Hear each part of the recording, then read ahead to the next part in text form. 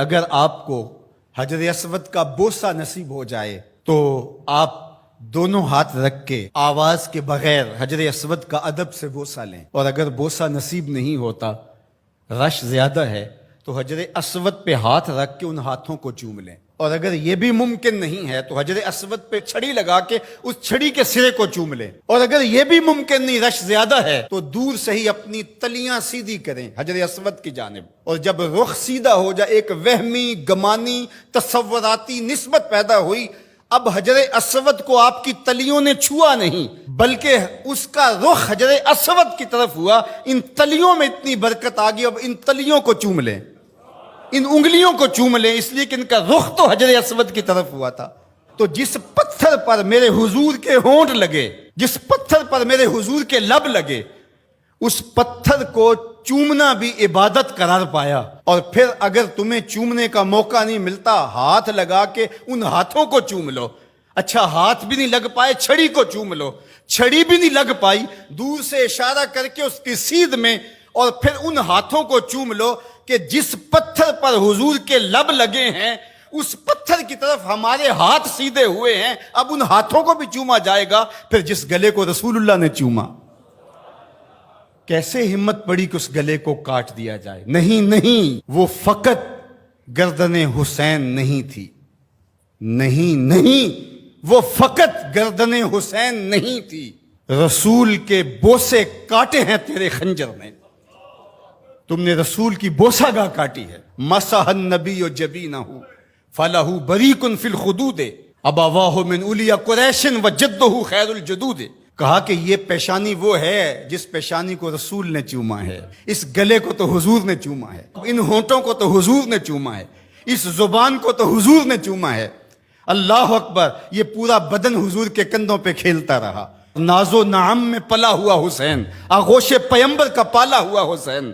فاطمہ کی گود میں کھیلنے والا حسین۔ اللہ اکبر! آج آپ ریاض الجنہ میں جاتے ہیں تو پہلے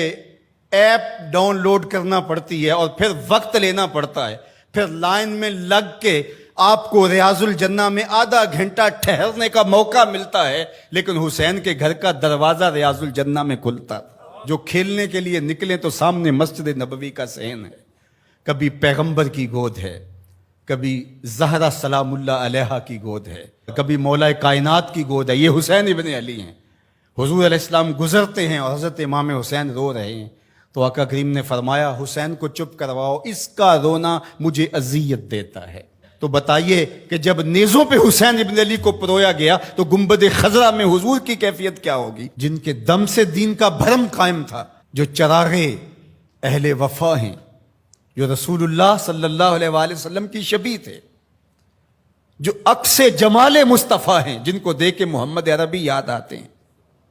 جو حضور کی گود کے پالے ہوئے آغوش پیمبر کے پروردہ ہیں، جنہیں حضور اپنا لعاب عطا کرتے ہیں۔ آج اسی حسین کو، پیغمبر کے نواسے کو، 3 دن کے اس پیاسے کو کربلا میں ذبح کرنے کے لیے اسی رسول کی امت نیزے اور برچیاں لیے ٹوٹ پڑی ہے۔ ایک نے نیزہ ماریا وچ سینے، دوجے تیراں دا می برسان لگ پے، ول کعبے دے سجدہ کرنے والے ہتھی آپ ہی کعبے نو ٹان لگ پے۔ بے مروت بے وفا تیرا بھی کیا افسانہ ہے، جس نے اپنی ہی شمع کو گل کیا تو وہ پروانہ ہے۔ حسین تو دین ہے، آپ دین کو ڈھا رہے ہیں۔ دین است حسین، دین پناہ است حسین، حسین منی و انا من حسین، حسین مجھ سے ہے اور میں حسین سے ہوں۔ نبی نے جس حسین کو کہا کہ وہ مجھ سے ہے، آج اسی حسین کو کربلا کے ریگزار میں ذبح کیا جا رہا ہے۔ ادھر سے تیر، ادھر سے تلواریں، ادھر سے نیزے، ادھر سے بالے، ادھر سے برچیاں، اور پیغمبر کا نواسا ان برچیوں والوں کے درمیان گھرا ہوا ہے۔ وہ کیا کسی نے کہا تھا، خاک پر وہ خون مشک بو بہنے لگا، ریت پر اسلام کے دل کا لہو بہنے لگا۔ اسلام کا دل تھے امام حسین رضی اللہ تعالیٰ عنہ، اس قلب دین کو، اس پناہ دین کو، شاہ سوارے دوش مصطفیٰ کو، نواسہ رسول کو، پورے بطول کو، ابن علی کو، برادر حسن رضی اللہ تعالیٰ عنہ کو